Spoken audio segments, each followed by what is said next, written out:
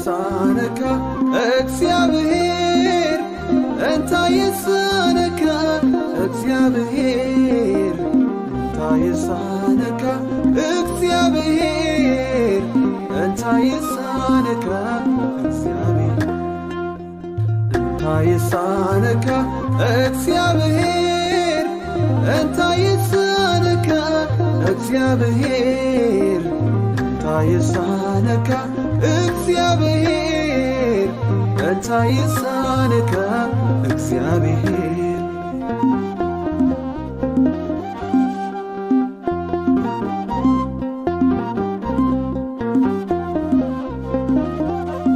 ሳራኮ ወሊዳ ጎይታ አበርግን አብአኻ አበርግን አብአኻ አልዓዛር ተንሥኡ ጎይታ ኣብቲ ዝተባህሎ በቃ ኣብቲ ዝተባህሎ በቃ ሓና እውን ተኻሒሳያ ኣብ ቅድሚ ዘባጨውላ ኣብ ቅድሚ ዘባጨውላ እግዚአብሔር ኣብ ቅድሚኻ እንታይ ኣሎ ዘይክኣል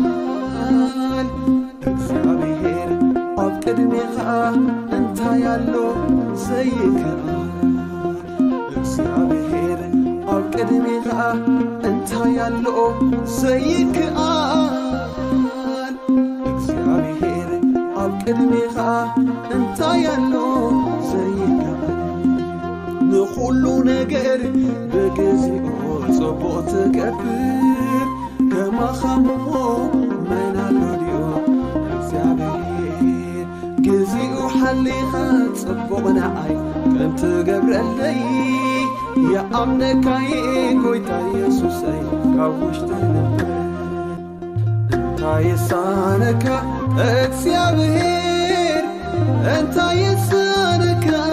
እግዚአብሔር እንታይ ይሳነካ እግዚአብሔር እንታይ ይሳነካ እግዚአብሔር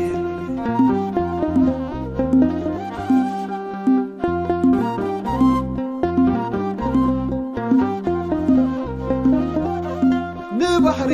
ጨዲድካ ጐይታ ከም ዓንዲ ኣቑምካዮ ከም ዓንዲ ኣቑምካዮ ብሓሙሽተ እንጌራ ንሓሙሽተ ሽሕ ህዝብኻ ንሓሙሽተ ሽሕ ህዝብኻ ኣጥቂብካዮም ኢኻ ጐይታ ብህያው ተኣምራትካ ብህያው